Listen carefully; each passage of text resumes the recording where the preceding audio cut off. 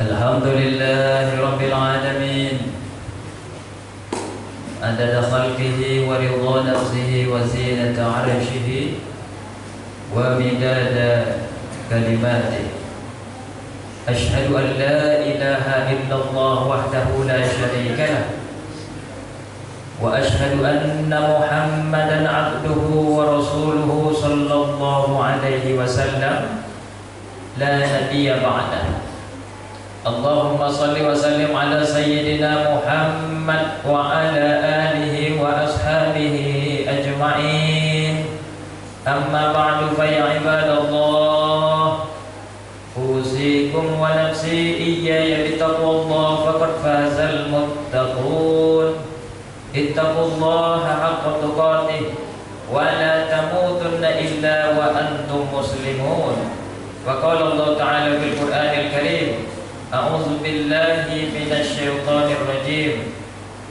وما كان المؤمنون ليغفروا كافة ولولا نفر من كل فرقة منهم طائفة ليتفقهوا في الدين ولينذروا قومهم إذا رجعوا إليهم لعلهم يحذرون.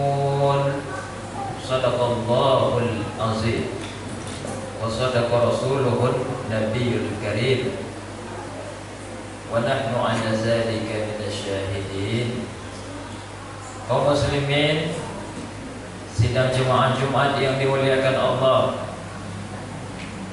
pada bulan Sya'ban ini sebentar lagi kita akan masuk bulan Ramadan, bulan puasa. Kita bersyukur kepada Allah dan selalu meningkatkan takwa kita, tidak malah menurun. Kita kerjakan perintah-perintahnya Allah, lalu kita tinggalkan segala larangan-larangan Allah. Alhamdulillah, segala puji bagi Allah atas segala nikmat, untuk supaya kita menjadi orang yang selalu senantiasa bersyukur. Itulah lafaz kita umat Islam, karena Allah masih memberi nikmat. Hujan masih, panas alhamdulillah ada siang hari. Kita masih sehat badan kita. Kita masih berani untuk melakukan aktivitas-aktivitas, dan insya Allah dengan keberanian dan ketulusan kita itu kita dilindungi dari wabah corona, dilindungi dari penipuan-penipuan orang, dilindungi dari apapun orang-orang yang ingin mengakibatkan kita mudarat ataupun rusak. Itu semua berkat rahmat atau kasih sayangnya Allah Subhanahu wa taala. Salawat beriringkan salam tak lupa pula kita kirim kepada junjungan alam Nabi kita, Nabi besar Muhammad sallallahu alaihi wasallam. Allahumma sholli ala sayyidina Muhammad wa ala ali sayyidina Muhammad. Assalamu alayka ayyuhan nabiyyu wa rahmatullahi wa barakatuh. Mudah-mudahanlah kita semua yang ada di Masjid Siratul Jannah ini, juga keluarga kita yang beriman, dan seluruh yang ada di muka bumi yang percaya kepada Allah dan Rasul, mengamalkannya, itu mendapatkan syafaat Rasulullah sallallahu alaihi wasallam, berguna baik di dunia maupun di akhirat. Amin amin ya rabbal alamin. Kaum muslimin sidang jemaah Jumat yang dimuliakan Allah, surat At-Taubah tidak dimulai dengan baca bismillah. Jadi siapapun kita yang membaca surat At-Taubah, mau di awalnya, mau di tengahnya, mau di ujungnya, itu membaca a'udzubillahi minasyaitonirrajim, atau sesuai dengan yang ada di dalam Al-Quran, itu boleh juga kita baca. Diterangkan di dalam surat At-Taubah ini ayat 122, a'udzubillahi minasyaitonirrajim. Aku berlindung kepada Allah dari godaan syaitan yang terkutuk. Wa ma kana al-mu'minuna liyanfiru kafah.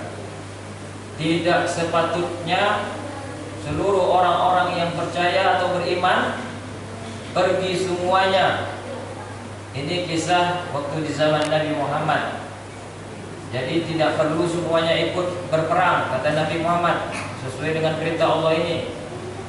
Walaula nafaru min kulli firqatin minhum ta'ifatun liyatafaqahu fid-din. Mengapa tidak pergi dari setiap-tiap golongan saja? Ambil dari golongan-golongan saja. Contohnya misalnya sekarang ambil dari Sumatera berapa orang, ambil dari Jawa berapa orang, ambil dari Makassar berapa orang, ambil dari Papua berapa orang. Jangan semuanya untuk berperang. Ambil sebagian saja, itu maksudnya. Lalu sebagian yang lain untuk memperdalam pengetahuan mereka tentang agama,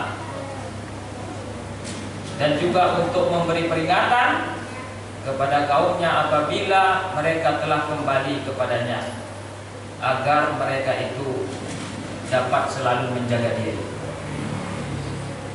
Kadang-kadang kalau semuanya pergi, nanti siapa yang mau jaga kampung? Iya, kalau yang jaga kampung itu orang-orang yang bijaksana, baik, kemudian ada masalah di kampung bisa diselesaikannya. Ini yang bijaksana juga ikut perang. Nanti ada terjadi misalnya kekacauan di kampung, itu tambah kacau. Orang udah pergi perang, di kampung juga tambah kacau. Nanti ini yang mengakibatkan tidak terjadinya selaras serasi antara jihad dan juga menjaga kampung. Berarti di sini orang yang tetap tinggal atau stay di kampungnya, tapi tujuannya untuk mengingatkan orang supaya tidak berbuat kerusakan, itu termasuk juga dengan jihad. Orang yang diada di Pekanbaru ini tujuannya untuk menuntut agama, ilmu, pengetahuan. Boleh juga ilmu pengetahuan umum. Dia kuliah di pengetahuan umum, sarjana hukum dia, sarjana teknik dia, tapi dia tidak tinggalkan sholatnya. Dan dia juga tujuannya nanti untuk meningkatkan atau meninggikan kalimat la ilaha illallah. Ini juga perlu dipertimbangkan, dan itu juga semuanya termasuk dalam kategori jihad juga. Oleh karena itu Rasulullah SAW bersabda, man kharaja fi talabil ilmi fahuwa fi sabilillah hatta yarji'a.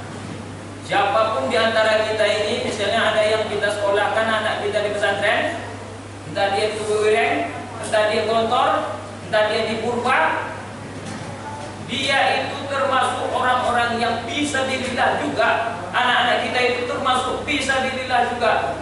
Hatta yarji'a, sampai dia balik. Entah dia balik karena nggak tahan di pesantren itu, atau memang baliknya karena dia sudah selesai di pesantren. Jadi dari ayat ini saja sudah bisa kita lihat kategori orang yang berjihad. Pertama, orang yang berjihad secara perang, fisiknya, nyawa dipertaruhkan. Kedua adalah siapapun yang menuntut agama, fisabilillah juga. Yang ketiga, siapapun yang menjaga kampung, kamtipmas, keamanan, siapapun, ketua pemuda, kalau dia tujuannya menjaga kampungnya, entah dari perampokan, kerusakan, ataupun siapapun yang ingin menghancurkan kampung ini, itu juga termasuk kategori dalam kategori jihad. Memang sesuai dengan makna jihad itu artinya adalah kemampuan. Jadi harus mampu. Ada di antara kita tuh mampu otaknya, dia belajar mampu. Ada kalau belajar tak mampu dia dong, lebih mampu lagi dia kerja. Buat dia mengangkat cangkul, buat dia mengangkat batu. Kalau disuruh hafal-hafal tak bisa. Memang itu sebetulnya maksud kita. Di antara kita ini berarti saling membutuhkan. Orang yang pintar, cerdas otaknya juga membutuhkan orang-orang yang bekerja.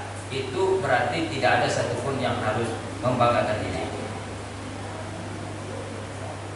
Jihad sebenarnya yang lebih besar itu adalah jihad menahan hawa nafsu kita. Kalau di sini kita lihat berarti siapa yang memiliki hawa nafsu? Siapa saja. Saya ustaz punya hawa nafsu, jemaah punya hawa nafsu, orang yang sekolah kuliah punya hawa nafsu, wanita punya hawa nafsu, seluruhnya.